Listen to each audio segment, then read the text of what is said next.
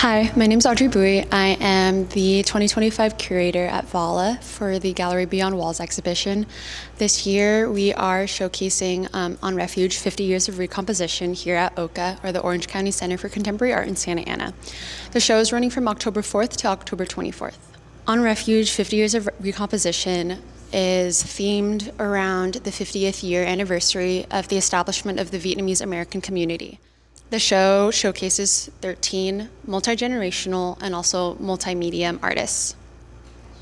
The theme of recomposition is strong throughout the show and individually through the works, as it highlights and showcases the different iterations of being Vietnamese American and being diasporic Vietnamese, and the utilization of memory, culture, and traditions, also folklore and religion, and how that all interweaves into a different experience for everyone within the Vietnamese American community, as well as within the Vietnamese diasporic community. This exhibition is not meant to be holistic or encompassing, but shows the different point of views from these artists in what it means to be Vietnamese American. Each artist focuses on a different iteration and context of family and community within their works.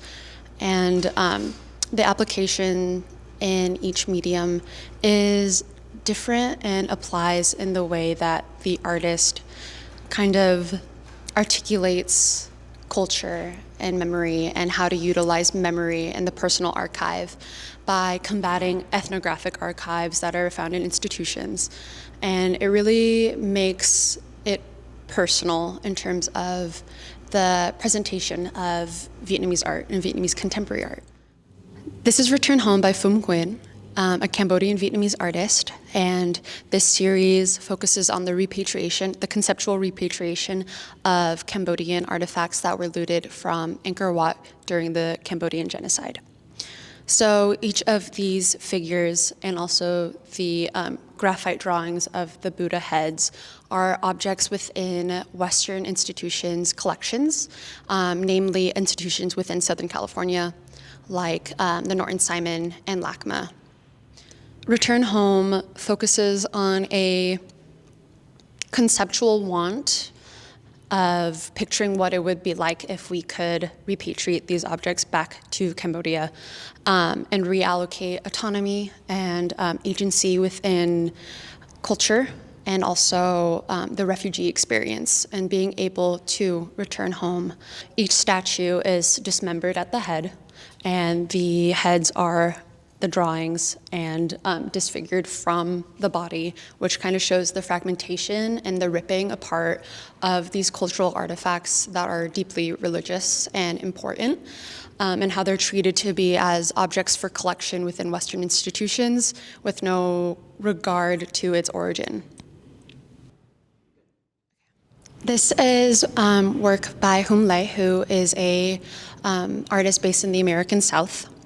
And they utilize laser engraving photographs on hand-dyed cotton dyed with indigo.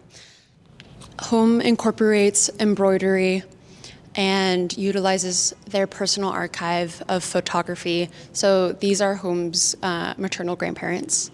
And what they do is kind of overlay these photographs as well as these patterns and the embroidery to kind of layer and juxtapose our understanding of history and memory with utilizing the personal archive and kind of interjecting the self and like family history instead of a broader history that we know from texts and history and institutions. And Hum really challenges our understanding of language and how we use language to kind of structure history, and then also the way that language is used as a colonial tool that is layered with different forms of power.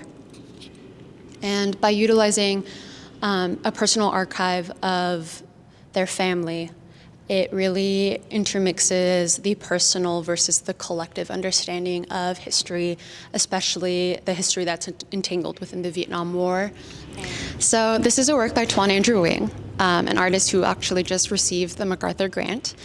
And Tuan's work really encompasses a conversation on a collective history versus a personal history and reiteration of memory and being.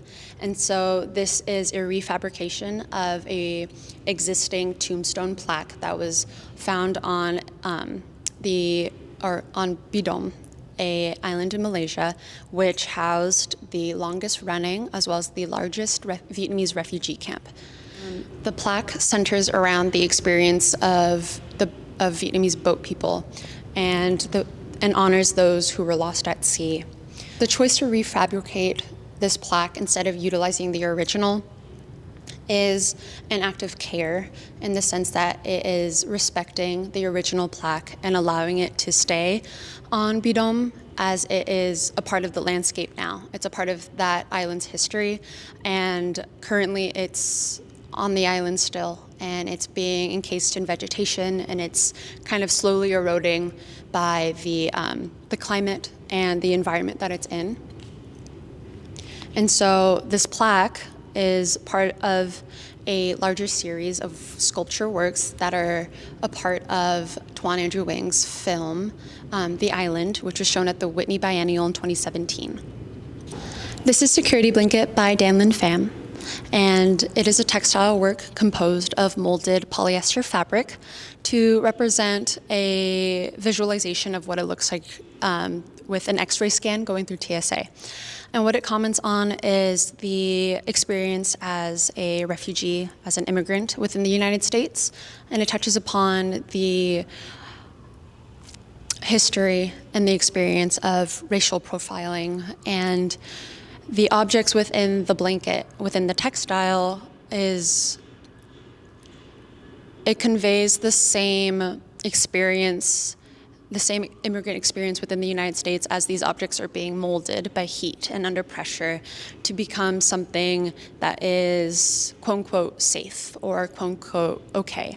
And so security blanket or the word security is important in the terms of who and what is deemed secure or safe and what is not safe.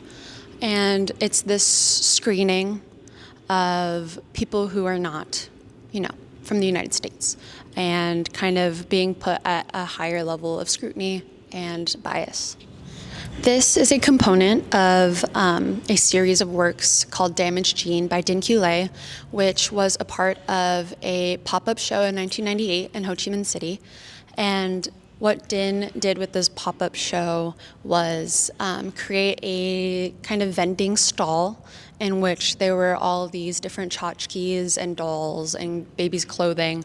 And notably, each thing had two heads. So this baby sweater has two hoods to represent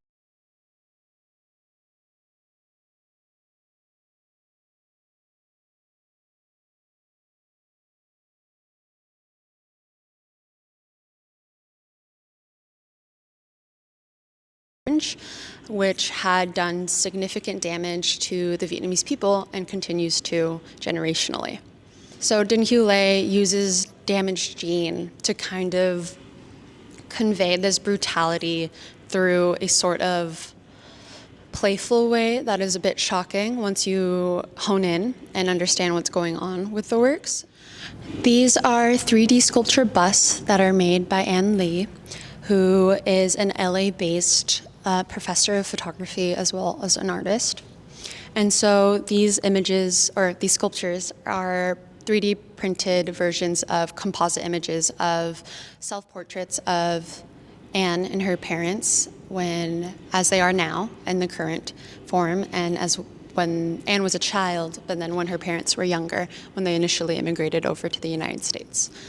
And so what this series does articulates both the Western canon of art history and appropriating like busts and marble sculptures, and inserting Vietnamese refugees, a population that isn't necessarily shown in classical art, and kind of having a softness in reorienting the Vietnamese experience as something that is deserving of having a bust that is like that echoes these Western canons of taste and tradition.